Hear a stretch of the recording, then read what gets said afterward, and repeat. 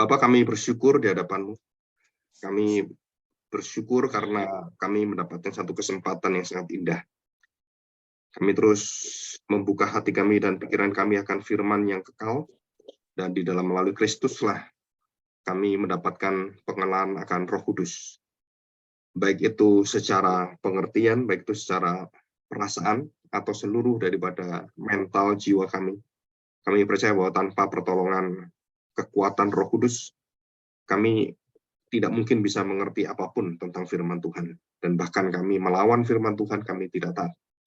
Kami bersyukur karena pada saat ini kami berkumpul untuk mendapatkan satu pengertian, beberapa hal yang baru bagi iman kami, bagi pikiran kami, tetapi kami mendapatkan satu kekuatan jaminan bahwa Roh Kudus akan tinggal selama-lamanya karena Kristus hadir bersama dengan kami, bukan karena diri kami. Terima kasih Bapak, kami serahkan hati kami, bertahtalah dan bersabdalah. Di dalam nama Tuhan Yesus, kami serahkan doa kami ini. Amin. Ya,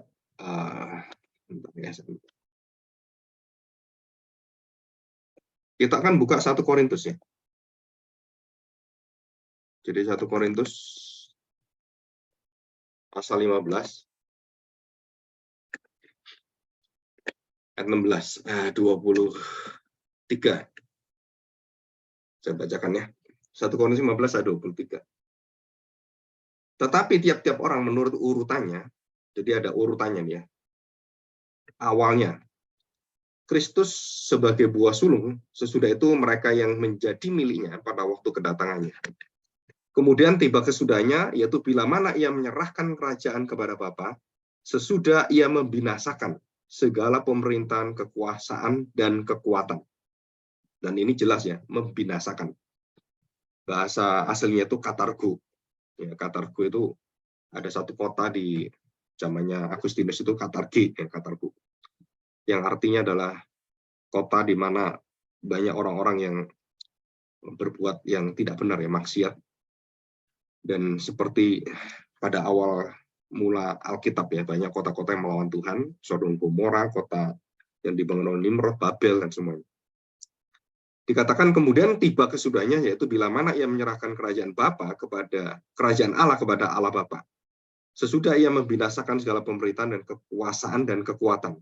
Karena ia harus memegang pemerintahan sebagai raja, sampai Allah meletakkan semua musuhnya di bawah kakinya. Jadi ini tanda petik ya.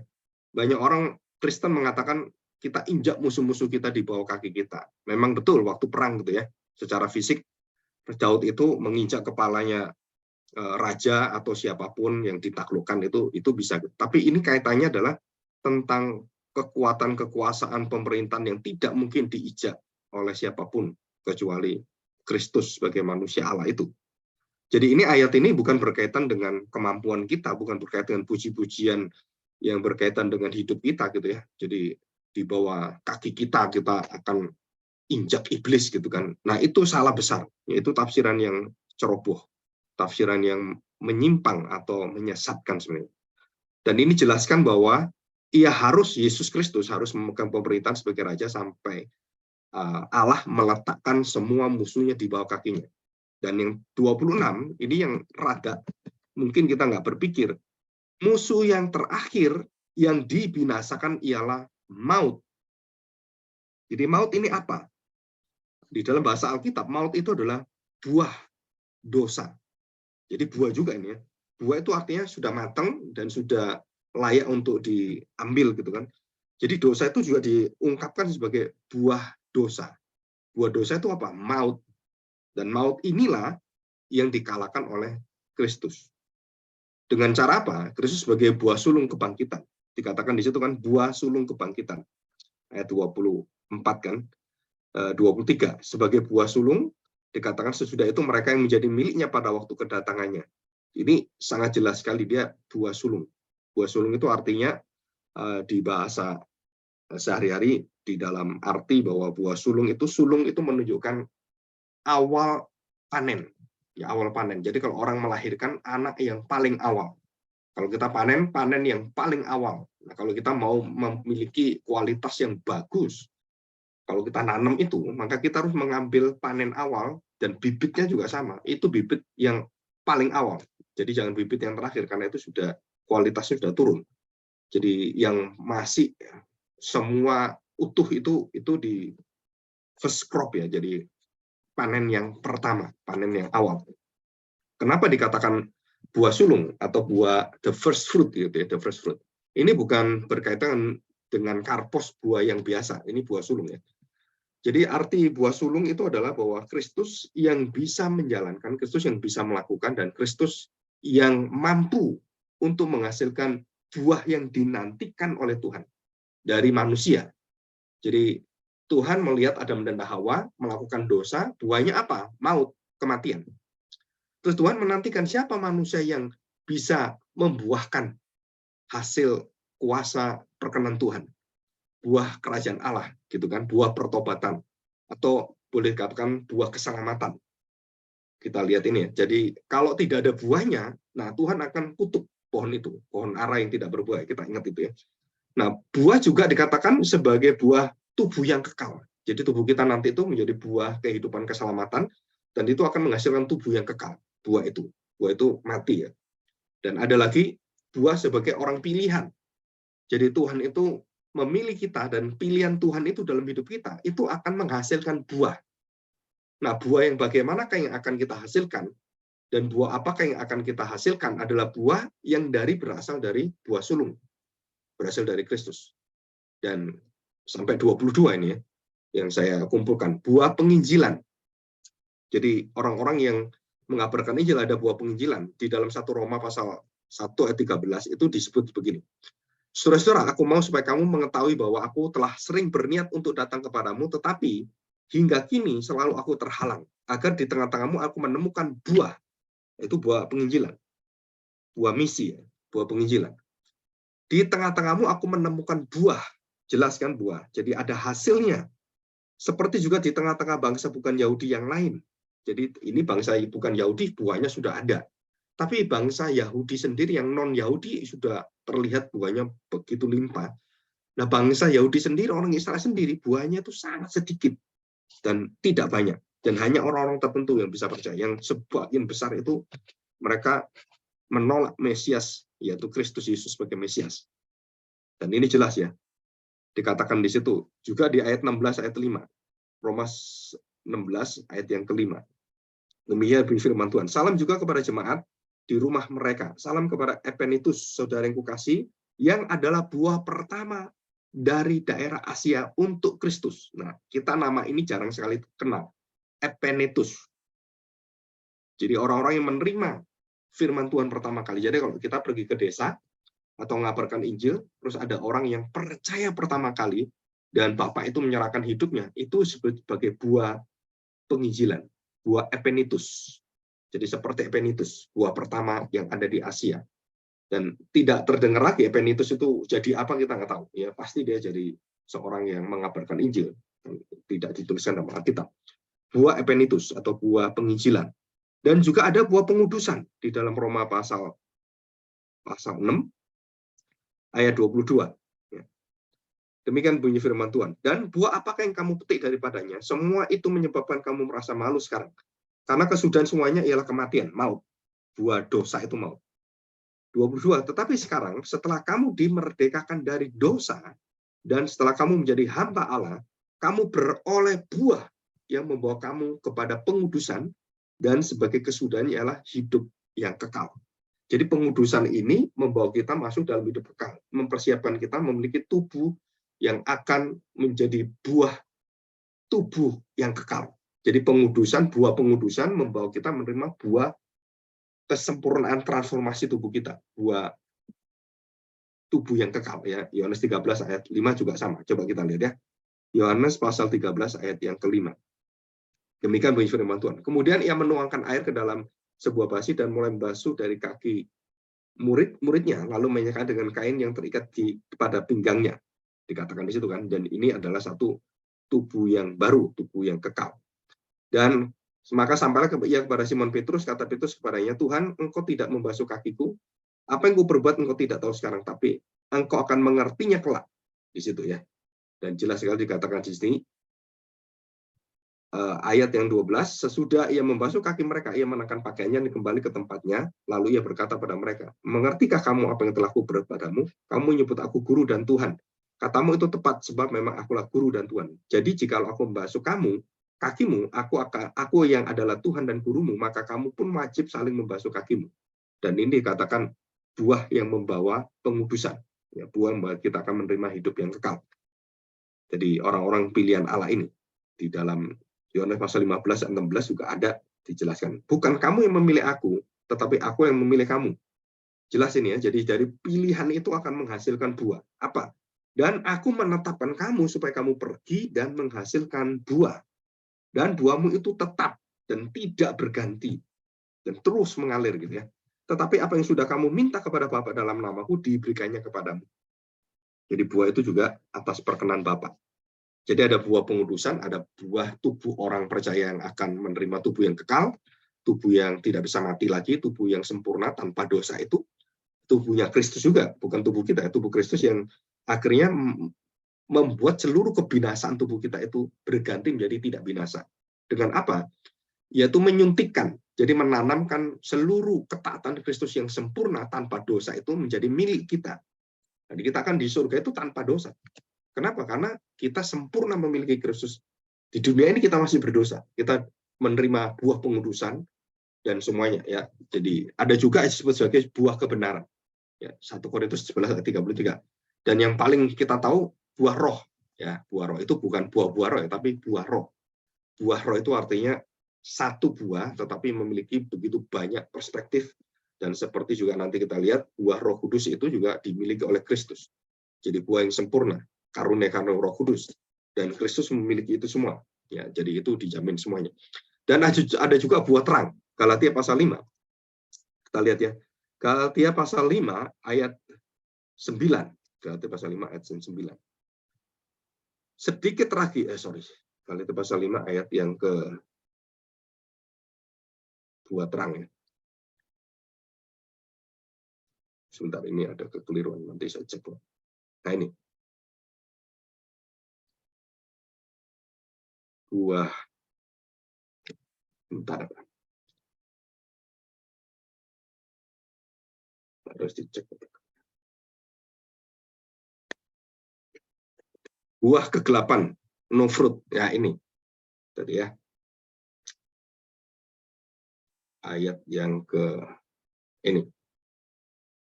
Baiklah mereka, ayat 9 ya sebentar. Sedikit lagi sudah mengkamirkan seluruh adonan. Dalam Tuhan, aku yakin tentang kamu bahwa tidak mempunyai pendirian lain dan pendirian ini. Tetapi barang siapa yang mengacaukan kamu, ia akan menanggung hukumannya, siapapun dia juga. Jadi ini adalah buah kegelapan. Ya. Dan juga ini katakan, baiklah mereka menghasut kamu, itu mengebirikan saja dirinya. Saudara, ayat 13, memang kamu telah dipanggil merdeka, tetapi janganlah kamu mempergunakan kemerdekaan sebagai kesempatan untuk kehidupan dalam dosa, melainkan layanilah seorang kan yang lain. Dikatakan di sini, hidup menurut daging itu ya. 16, maksudku ialah hiduplah oleh roh, maka kamu tidak akan menurut daging. Sebab keinginan daging berlawanan dengan keinginan roh, dan keinginan roh berlawanan keinginan daging, karena keduanya bertentangan, sehingga kamu setiap kali tidak melakukan apa yang kamu kehendaki. Akan tetapi jikalau kamu beri dirimu dipimpin oleh roh, maka kamu tidak hidup di bawah hukum Taurat. Perbuatan daging ialah telah nyata, percabulan, pencemaran atau kecemaran, hawa nafsu, penyembah Allah, sihir, perseteruan, perselisihan, iri hati, amarah, kepentingan diri sendiri, percideraan, roh pemecah, kedengkian, kemabukan, dan seluruhnya. Itu ada semua di sini. Dan itu adalah buah kegelapan. Ya, itu sampai ke bawah. Dan ada juga buah kematian. Yakobus pasal pertama ayat 4. Dan biarkanlah ketekunan itu memperoleh buah yang matang. Jadi buah ketekunan. Jadi kita ini kalau tekun itu memperoleh kematang. Supaya kamu menjadi sempurna dan utuh, tak kekurangan suatu apapun. Jadi jaminannya kalau kita tekun adalah kita matang, kita sempurna, dan kita utuh. Dan tidak kita kekurangan apapun di dalam Tuhan. Walaupun hidup kita kekurangan ini, kekurangan itu, menderita ini, menderita itu, tapi dalam Tuhan kita menuju kepada buah yang matang, ya, kita dimatangkan. Atau buah akhir zaman, Wahyu 14 ayat 19. Dan juga yang terakhir itu buah pohon kehidupan. Nah ini akan kita terima waktu tubuh kita diangkat oleh Tuhan dari kebinasaan menjadi tidak binasa. Itu buah yang ada ini. Oke, kita kembali kepada 1 Korintus 15 ayat yang ke-23 ya. Nah, saya bacakan ayat 24. Nah, ini penting sekali. Perhatikan baik-baik bahwa istilah buah sulung itu merupakan satu generasi ya. Jadi satu generasi itu akan diubahkan Tuhan. Dikatakan di sini, kemudian tiba kesudahnya, yaitu bila mana ia menyerahkan kerajaan kepada Allah Bapa, sesudah, nah ini perhatikan, ini sesudah ia membinasakan segala pemerintahan, kekuasaan, dan kekuatan. Dan ini kapan? Ini adalah sudah berlaku dan akan tergenapi. Jadi kekuasaan iblis, kekuasaan seluruh dari para roh jahat, dan kekuasaan yang mengekang semua manusia itu waktu Yesus datang itu, iblis itu jatuh seperti kilat di langit. Jatuh, dan dikatakan iblis sudah dikalahkan, dan kemudian dihancurkan kepalanya, dan seluruh kekuatan kerajaannya itu dibawa kerajaan Allah yang baru, dibawa Kristus, itu semuanya tunduk semuanya. Maka kenapa orang-orang Kristen itu nggak perlu takut dengan apapun? Karena dia memiliki yang menjamin seluruh hidupnya, dan dia sudah dijamin baik itu jiwa rohnya, dan kita nggak perlu takut dengan orang bisa membinasakan tubuh kita, yang tidak bisa membinasakan jiwa dan roh kita. Tapi takutlah kita akan orang bisa membinasakan hidup kita. Ya. Nah, oke, di sini kita sudah belajar ini ya. Nah, kita masuk kesimpulan ini. Ya, kesimpulan ini. Nah, 7 karunia ya. Ini saya sindir sedikit. Nah, kita baca Yesaya 11 ya. Ayat yang pertama. Nah, perhatikan baik-baik. Yesaya pertama. Suatu tunas akan keluar dari tunggul Isai, dan taruk akan tumbuh dari pangkalnya, akan berbuah. Roh Tuhan akan ada padanya, roh hikmat dan pengertian, roh nasihat dan keperkasaan, roh pengenalan akan takut akan Tuhan, dia kesenangannya ialah takut akan Tuhan. Jadi ada 7 ya. Kebijaksanaan, pemahaman, nasihat, dan ketabahan atau kesalehan, pengetahuan, terus kemudian takut akan Tuhan di sini. Jadi ada 7. Nah, ini tidak saya bahas karena hari Kamis saya bahas itu. Nah, kita akan belajar di dalam Lukas pasal 4 ya. Lukas pasal 4. Kita lihat Lukas pasal 4. Lukas pasal 4 waktu Yesus mengatakan kalimat ini. Ya, ayat yang ke-16. Ia datang ke Nazaret, tempat ia dibesarkan. Ya, kita ingat ya Nazaret ya. Dan itu satu tunas ya, Natsar atau Netzer. Tunas. Nazaret itu berasal dari kata Netzer, ya, tunas. Jadi Nazaret itu tunas, dan kapan tunas itu muncul? Pada saat dia berkata dan membuka ini, menggenapi nubuatan ini. Jadi tunas itu akan muncul kapan itu munculnya, dan mulai timbul itu ya. Jadi mulai keluar itu kapan? Nah ini sejarahnya ini. Jadi secara historisnya ini. Perhatikan baik-baik. Ia datang ke Nazaret, tempat ia dibesarkan, dan menurut kebiasaannya pada hari Sabat, ia masuk ke rumah ibadat, lalu berdiri hendak membaca dari Alkitab, kitab suci. Perjanjian lama ini ya. 17, kepadanya diberikan kitab Nabi Yesaya, dan setelah dibukanya, ia menemukan nas di mana ada tertulis. Ya, dibuka ini. Dan pas yang dibuka itu adalah Yesaya 11. Dan ini bukan kebetulan. Dan yang membawa orang imam-imam yang bawa itu juga ngasih ke Tuhan Yesus itu juga nggak tahu dia bahwa itu akan digenapi. Mereka nggak ada yang tahu. Tapi begitu ada di tangan Tuhan Yesus dan kemudian dibuka gulungan yang besar itu, dan dia menemukan ini, Roh Tuhan ada padaku, oleh sebab ia telah mengurapi aku untuk menyampaikan kabar baik kepada orang-orang miskin, dan ia telah mengutus aku untuk memberitakan pembebasan kepada orang-orang tawanan dan penglihatan bagi orang-orang buta, untuk membebaskan orang-orang yang tertindas, untuk memberitakan tahun rahmat Tuhan telah datang. Persis itu. Dan mereka percaya bahwa Yesaya 11 itu adalah ayat untuk Mesias. Dan akan digenapi oleh Mesias. Dan yang membaca siapa? Tuhan Yesus.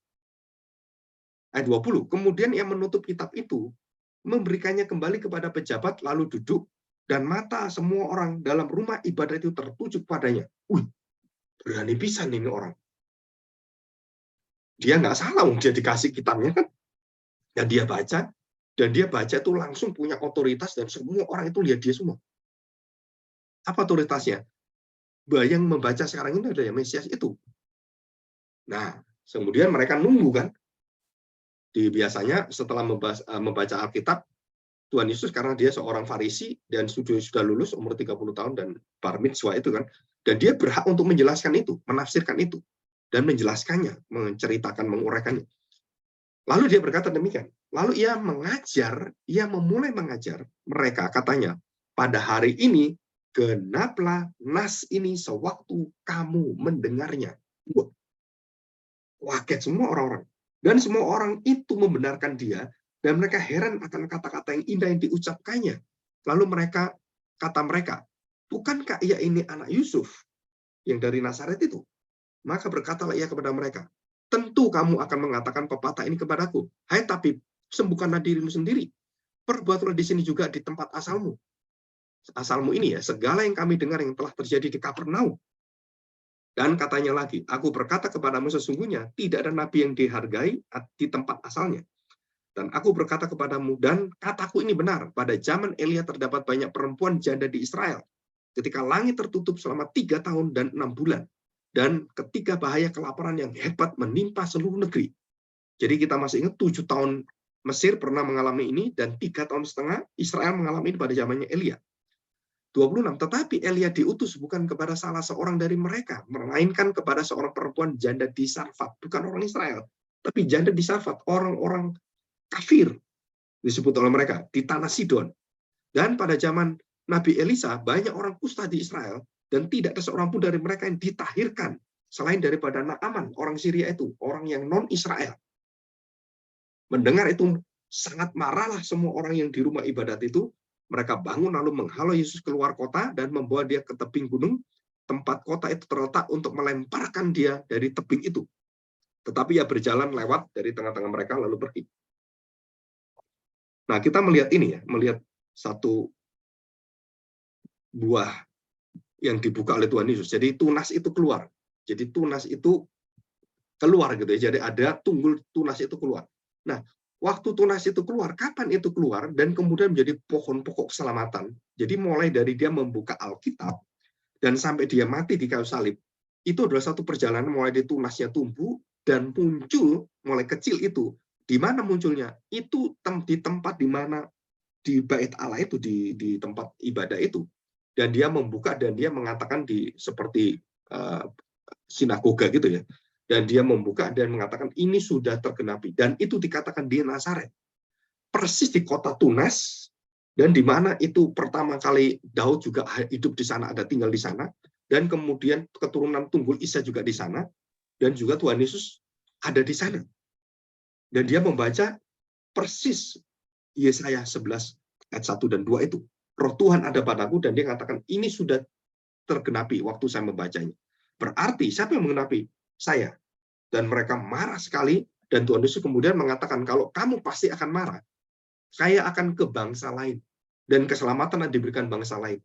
Jadi tunas itu ditolak oleh orang-orang yang harusnya menerima.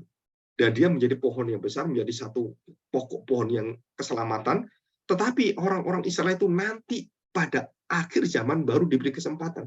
Hanya kaum sisa, tidak semua Israel. Dan bersama dengan orang-orang yang non-Israel itu dijadikan satu menjadi imamat bangsa yang rajani. Jadi ini adalah satu peristiwa yang sungguh-sungguh yang kalau kita lihat bagaimana bisa Tuhan Yesus itu bisa menggenapi itu. Nah, kalau kita baca baik-baik gitu ya, kita baca baik-baik, kita perhatikan baik-baik ya. Bagaimana Roh Kudus memenuhi Tuhan Yesus? Ya, ayat yang ke-14 dan juga ayat 1. Ya, kita baca ini, ayat 1 ya. Yesus yang penuh dengan Roh Kudus, nah dikatakan kan, setelah dia dipenuhi Roh Kudus waktu baptisan, dia terus dipenuhi dan dia tidak pernah keluar tidak dipenuhi. Sampai dia ada di kayu salib, dia menderita mati, dia tetap dipenuhi Roh Kudus. Yang membuat dia mampu untuk mendapatkan kekuatan jaminan, itu karena pernyataan Roh Kudus.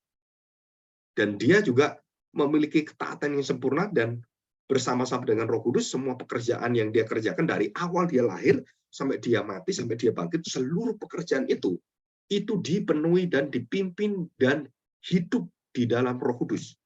Yesus yang penuh dengan Roh Kudus kembali dari Sungai Yordan, lalu dibawa oleh Roh Kudus ke padang gurun untuk apa? Dicobai. Di sini ya.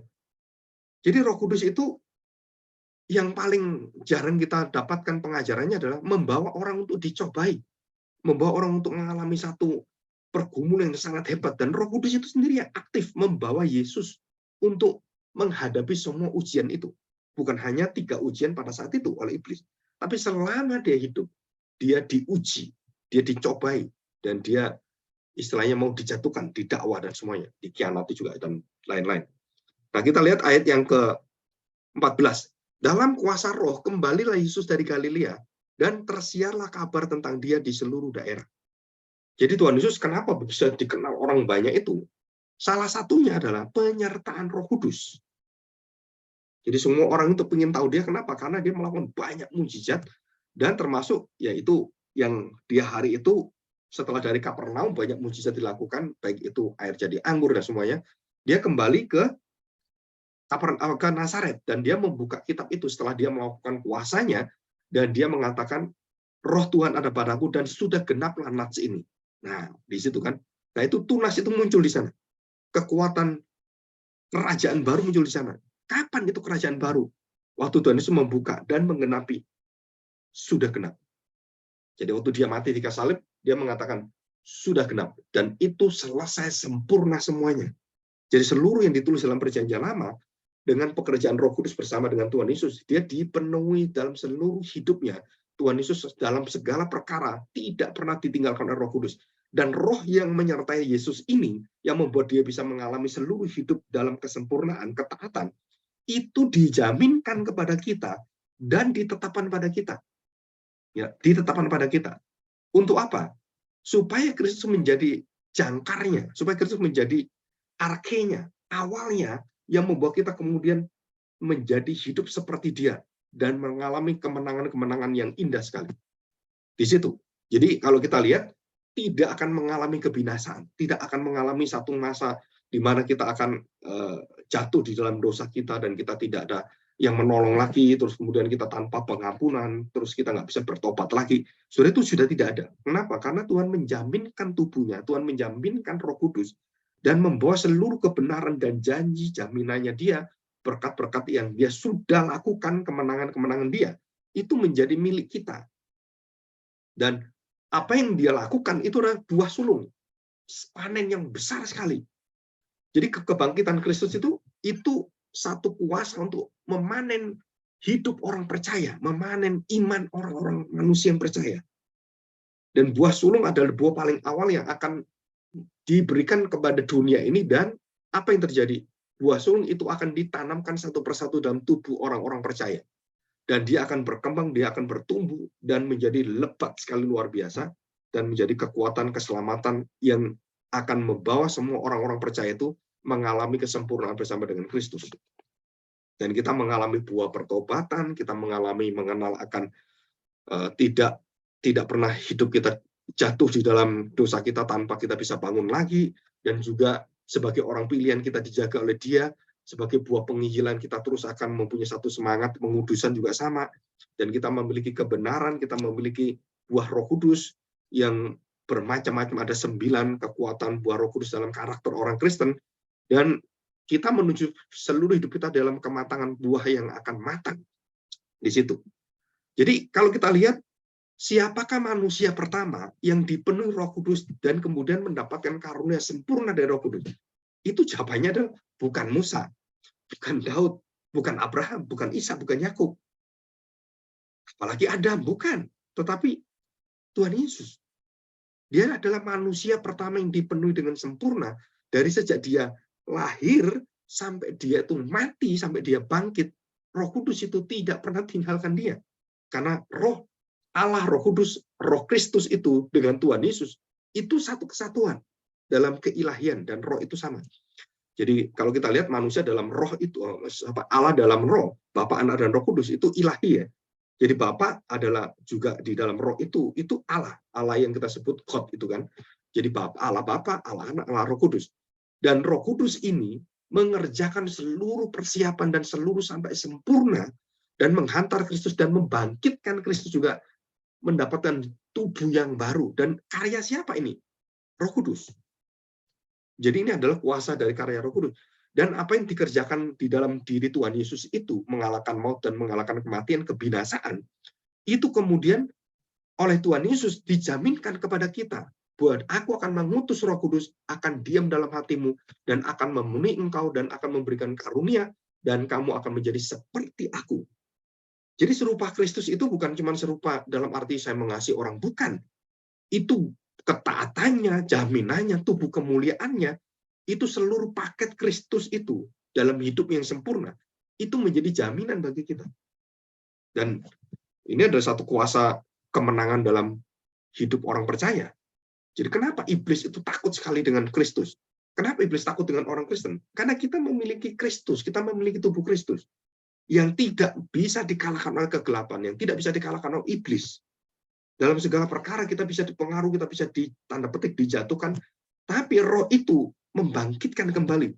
Bahkan mati seperti Kristus pun, saudara-saudara bisa dibangkitkan loh. Maka Lazarus waktu dibangkitkan Tuhan Yesus, dan dia mengatakan, aku bangkitkan dia sekarang. Maria, Marta nggak percaya. Oh iya, nanti akhir zaman kita dibangkitkan. Berarti mereka udah tahu bahwa kita orang-orang percaya nanti akhir zaman dibangkitkan. Iya, tapi sekarang, nggak bisa, udah mati 4 hari. Tuhan katakan, ini hari ini aku bangkitkan. Dan itu menunjukkan apa? Ada satu jaminan dari Tuhan bahwa kematian itu kemudian diambil kembali dan dikalahkan oleh Tuhan. Dan Lazarus dipanggil dan dia bangkit.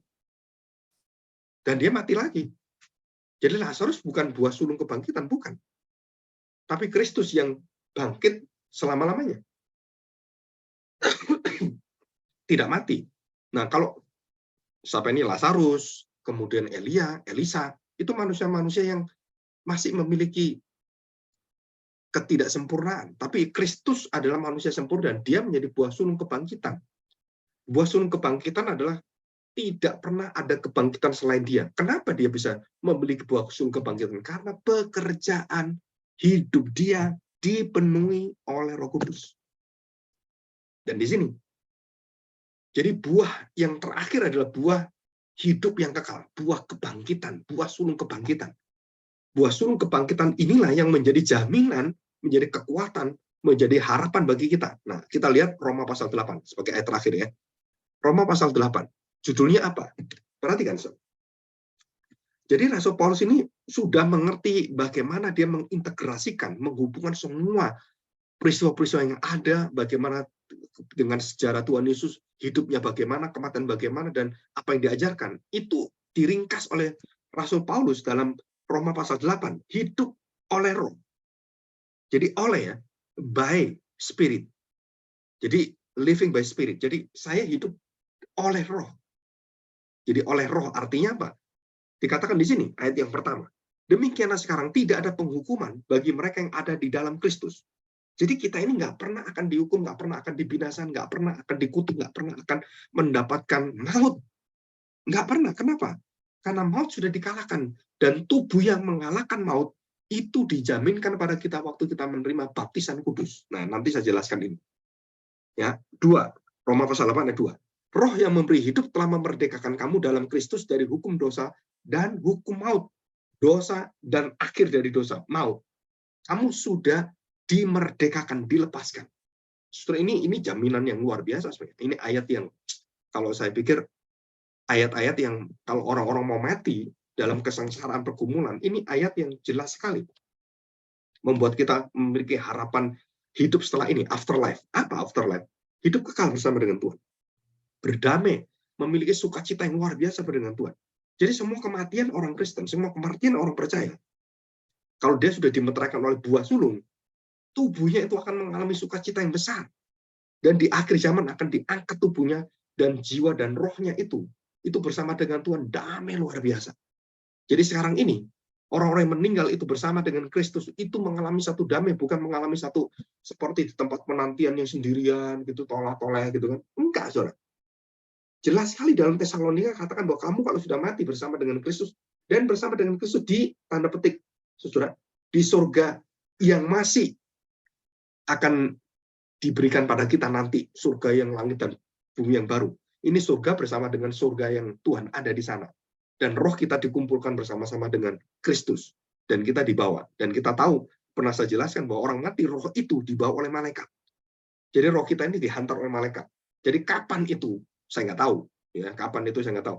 Karena orang mati itu kan dalam pergumulan. Jadi pergumulan sebelum mati itu antara dia dengar dan dia lihat semuanya, sampai roh itu, dan ini pekerjaan Roh Kudus ya, sampai akhirnya roh itu membawa dia, jiwa roh orang mati ini, terus diangkat dan dibawa kepada Kristus.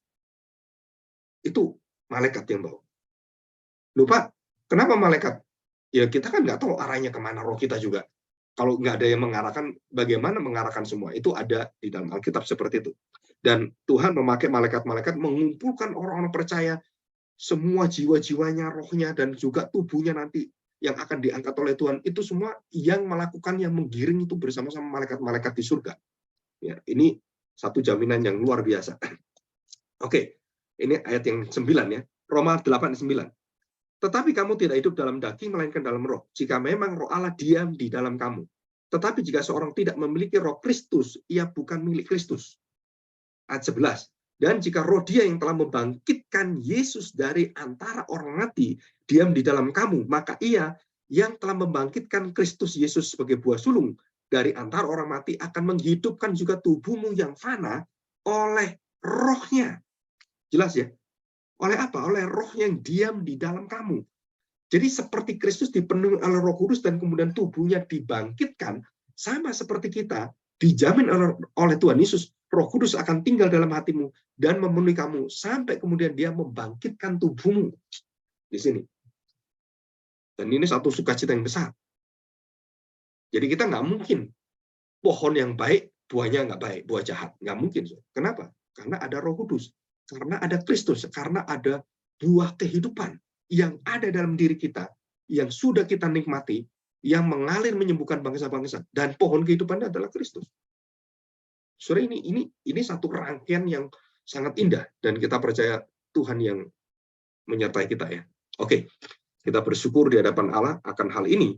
Dan perhatikan baik-baik ayat 16 ya. Perhatikan. Roh itu bersaksi bersama-sama dengan roh kita bahwa kita adalah anak-anak Allah. Orang Kristen yang tidak pernah yakin dirinya anak-anak Allah, itu menunjukkan dia tidak dipenuhi Roh Kudus. Saya ini anak Allah bukan ya? Imannya itu belum menghasilkan buah kebenaran. Bukan menghasilkan buah pemilihan. Karena dia tidak ragu-ragu. Misalnya orang percaya. Dalam hati yang paling kecil, kalau ada dia memiliki Roh Kudus, pasti yakin dia. Kenapa? Karena ini, roh itu bersaksi dengan roh kita, bahwa kita adalah anak-anak Allah. Dan tidak ada keraguan di sini. 17. Dan jika kita adalah anak, maka kita juga adalah ahli waris. Maksudnya, orang-orang yang berhak menerima janji-janji Allah, yang akan menerimanya bersama-sama dengan Kristus. Yaitu jika kita menderita bersama-sama dengan Dia, supaya kita juga dipermuliakan bersama-sama dengan Dia. Dan inilah nilai yang tertinggi dari rohani Kristen. Pertumbuhan rohani Kristen. Apa itu? Menderita bersama-sama dengan Dia, supaya kita dipermuliakan bersama-sama dengan Dia. Maka seluruh gereja yang mengajar penderitaan itu harus kita hindari. Saudara, menyesatkan. Kenapa? Karena ayat ini jelas sekali. Kalau kamu tidak menderita, kamu tidak menerima hidup dipenuhi Roh Kudus. Manusia sengsara, manusia penuh dengan, kalau kita ngomong, pergumulan-pergumulan yang sangat menyakitkan, menyedihkan. Manusia yang dikatakan manusia yang pokoknya manusia terkutuk, itu Tuhan Yesus. Dan seluruh hidupnya itu dimusuhi, dicaci maki, digebukin. Wah, itu betul-betul manusia yang tidak ada harganya. Tapi dikatakan di sini, dia mengalami itu semua untuk menjadikan kita juga mengalami penderitaan-penderitaan yang membuat kita bisa dimuliakan bersama dengan Dia. Jadi penderitaan Kristus yang dihadirkan dalam diri kita supaya kita mampu menderita karena Dia sudah mengalahkan penderitaan.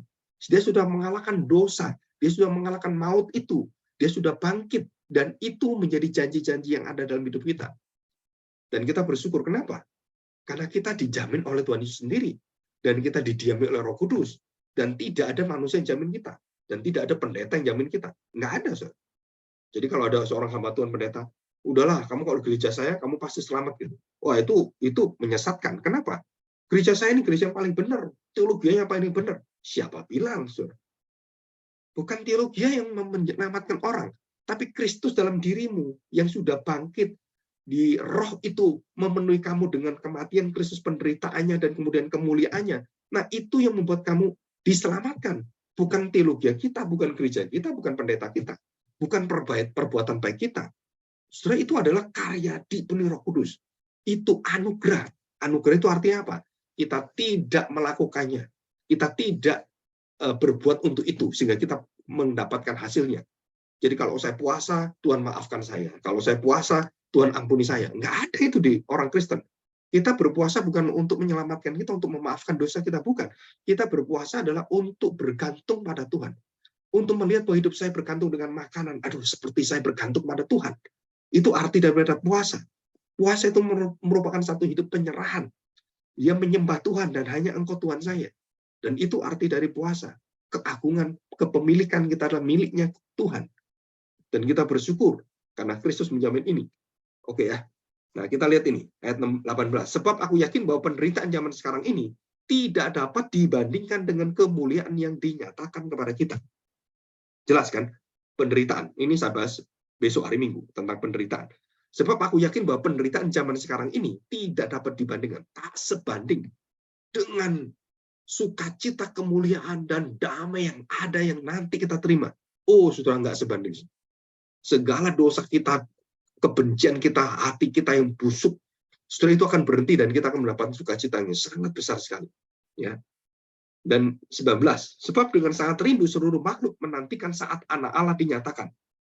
Dan yang terakhir ya saya bacakan, pasal 31. Sebab itu, apakah yang akan kita katakan tentang semuanya itu? Jika Allah di pihak kita, Allah itu artinya satu kesatuan, ya, Allah, Bapa, Anak, dan Roh Kudus. Kalau Allah menjamin kita, di pihak kita, siapakah yang akan menjadi lawan kita? Nggak ada, saudara. Iblis pun kalah kok. Sudah ditaklukkan 32. Iya, Yesus yang tidak menyayangkan anak, Bapa yang tidak menyayangkan anak sendiri, tetapi yang menyerahkannya bagi kita semua. Bagaimana mungkin ia tidak mengaruniakan segala sesuatu kepada kita bersama-sama dengan Dia, bersama-sama dengan Kristus? Siapakah yang akan menggugat orang-orang pilihan Allah? Allah yang membenarkan mereka. Siapakah yang akan menghukum mereka?